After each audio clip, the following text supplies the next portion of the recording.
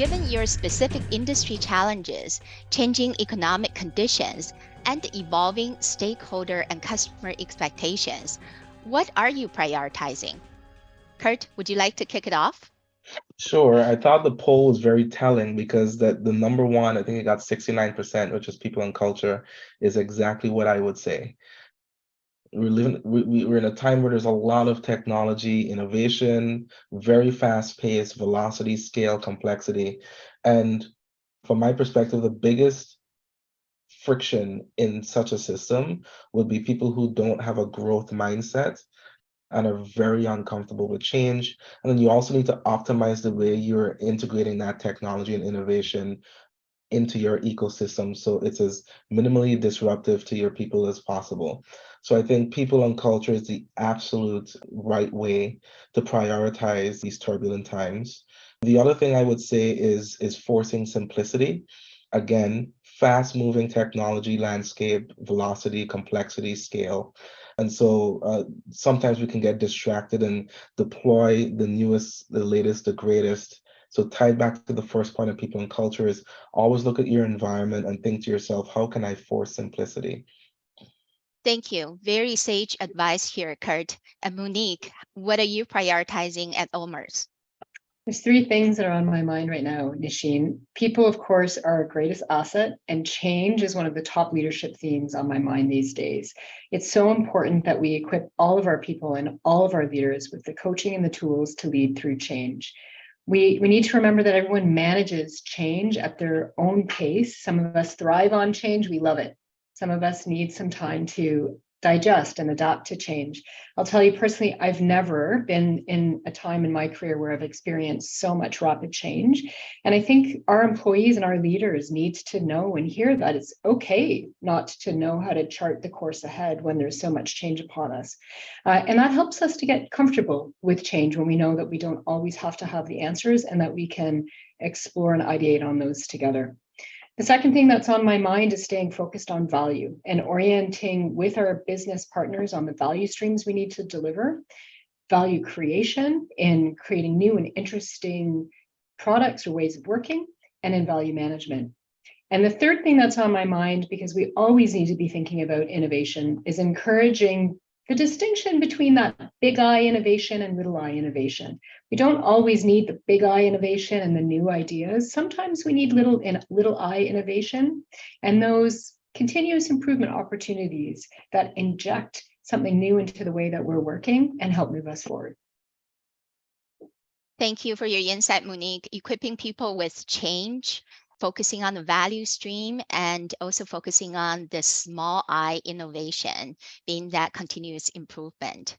Very, very valuable. Catherine, what about you? What are you prioritizing at Canada Goose? Similarly, I'm a big believer in people as well. The best systems can be in place, but we won't get the results if you don't have the right people thinking about how to leverage it. So in changing times, I think what's a little bit uncertain is the vision that if the times are turbulent, it's hard for companies to establish a strong, clear vision sometimes.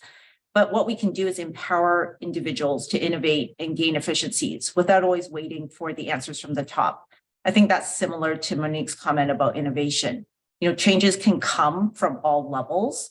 And while we're waiting for clarity as to what the economy is going to do or what, when the pandemics are going to clear or what the next pandemic is, there's still things that as individuals, every single person can do. And it really comes down to leadership and culture. I think that that's always important, but when times are difficult, it becomes the biggest differentiator for a company. Companies that can maintain that sense of empowering individuals, getting the best out of the current situation, and then also making sure that their company values and culture stay healthy through that, then they will come out well in the end. So at the end of the day, we're all technology leaders, and technology is really what can be used to support all of these bigger mandates, including being able to drive that value both internally and externally, as well as to maintain the connections between people and empower individuals to actually make change. Thank you, Catherine. I think the dominating theme I'm hearing here is people, culture, and value creation. It really solidifies that in good times or bad, those are really our priorities. Now, when times are tough, efficiency mandate can tip the scale. What are key considerations for technology leaders who are trying to balance both the growth and efficiency mandates? Monique, thoughts? Yeah, there's three things, Nasheen, that my team and I are really focused on in this theme. One of them is to lead with a mindset around creating operating expense leverage. And so that's really a term that our CFO has championed here at OMERS. And the principle behind that is that our expenses don't grow, they grow at a rate that's less than the rate of our asset growth. And so what that allows us some freedom to think about is how we do need to grow, and we do grow in technology costs, absolutely grow for a business. We're using more technology, we're buying new products. And so we should expect to see that growth, but let's grow that cost responsibly. Let's have that traceability and transparency to understanding where we're seeing those costs, knowing where those cost drivers, so we can contain the growth of that technology cost. So that is one of the foundations that the fundamentals that we lead with. The other is understanding the difference in your technology operating budget for that area that you're investing. What's that R&D or the area that you're spending and that's going to create new value? And what's the area of your budget that you're using to run the business? And those operating costs are costs that we should be very diligent on in driving those efficiencies out of that. And then thirdly, what that leads us is the ability to self-fund those areas of innovation. And so we all have tight budgets, we all have finite resources, but to the extent that we can drive down some of those operating costs and efficiencies, we can pull from our backlog and we can create the space in our operating plans to ensure we're still balancing those areas of investment that we absolutely need to be grooming.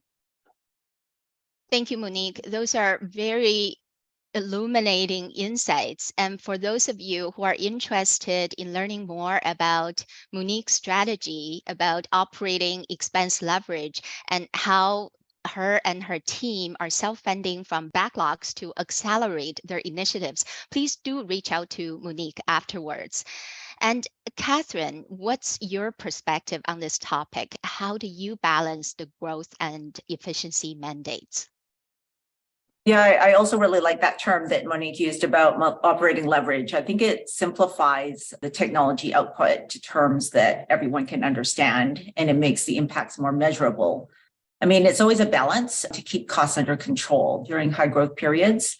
This is where the alignment between technology and corporate plans is so critical. We need to be making the right trade-offs. If you're on a growth mandate, the projects can't be all about internal efficiency, just like you can't sustain and scale growth with inefficient processes. So that balance, that understanding what you're trying to drive to, understanding those priorities, this is a conversation for technology can shine.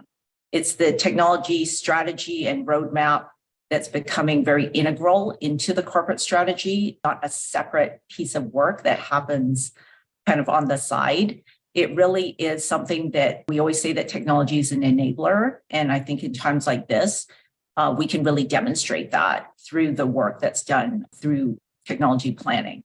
And so it really is looking at both sides of the coin, that yes, we have to keep the lights on, but we also have to be able to support the bigger objectives for the company. Thank you, Catherine. And Kurt, how about you at Expedia Group? I would say there's three things. The first is, and I like operating leverage, because I was going to say you want to drive as much of an inverse correlation between growth and cost as possible. But in essence, that's what you're trying to do. You're trying to, as Monique said, keep your costs from growing in concert with your general growth. The second thing I would say is you need to search for processes at scale. And if you have to hire people in order to, like, there's a correlation between the amount of people you hire and your ability to drive a process forward, then that process is probably broken. And then the third thing I would say is, and this is absolutely necessary, and I think regardless of whichever industry you're in, has to do with automation and orchestration. You want to offload as much as possible and automate so that you can have your very limited people resources focus on more interesting and complex problems for the organization. Yeah, very valuable insight there, Kurt. And from all three of you, a quick summary of all the excellent tips that you three have given. I wrote down balancing growth and efficiency mandates through operating expense leverage, better alignment and trade-offs with the businesses, and a strong process of scale and governance model leveraging technologies such as automation and AI. Great food for thought. Thank you so much to all of our panelists. And we're making great time at this point, and we do have time for one or two questions. So here we go. The first question: how do you motivate yourself and your team when all we focus on is cost cutting? Who would like to take this one? I'll give you a thought that's on my mind when I saw this question come in. And that was, first of all, motivate yourself to be part of the change. And so cost cutting or finding efficiencies is a part of any good business plan. And so if you're a leader, if you're an employee who can find those opportunities to do something more efficiently, everybody wants that person on their team. So make yourself a part of that objective and find those opportunities. Kurt gave a great example in automation. When we implement automation at OMERS, we give that time back to a team. And so that's a great way to create capacity and give time back. And we can measure that in a way that we create efficiencies. That's where my thinking is, Nisheen. Very well said. Thank you, Monique. And moving on to our second question. From Nevin, what are your preferred interventions or supports when you identify that a colleague needs assistance adapting to change? I'll take that one. I would Yeah. say 9 times out of 10, when someone is having that issue, apart from general disposition, some people are more comfortable with change than others. What I've found is because something about that change is making that person feel as though they're being devalued in the ecosystem. So something that they offer today, they think would not be as valuable tomorrow. And so along with trying to help them make that mindset shift from sort of a fixed mindset to a growth mindset, to the extent that you have this type of relationship equity and trust with that individual, I would more so focus on how do you help that person feel as though they have or some type of representation in how the world is going to look like tomorrow, and helping them tease that out. Great advice, Kurt. Thank you. And another question is from Teresa. With regard to efficiencies, does the use of ChatGPT enter into the discussion? Now, that is a very trending question. I applaud you for asking that. Who would like to take that one on? I can take that one if you want. Actually, we were just asked that question in a town hall recently.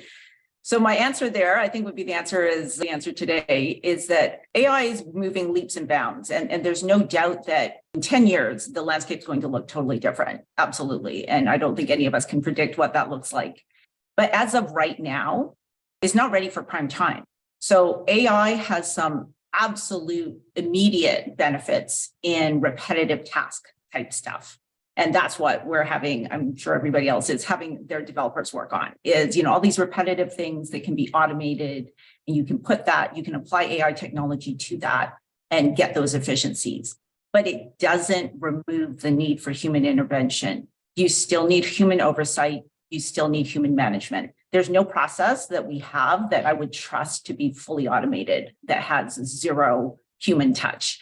And so the counsel to our staff was really about skill development. We're always going to need the people because we need the brains.